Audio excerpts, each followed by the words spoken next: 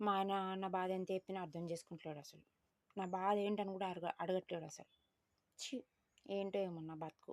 ఏంటో ఏమో నా జీవితం నాకు అసలేం అర్థం అవ్వట్లేదు.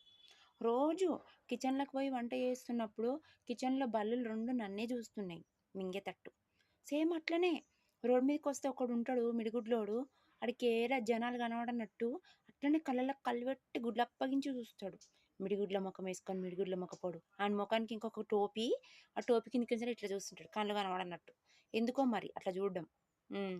నేను గనుక ఒకసారి గట్టిగా కళ్ళలో కళ్ళు పెట్టి చూసినా అనుకో ఆడనే పడిపోతాడు. కానీ ఎందుకు రోడ్డు మీద కుక్కలు ఉంటూనే ఉంటాయి. పట్టించుకోవద్దు అవన్నీ మనం. అంతేనా కాదా మీరే చెప్పండి.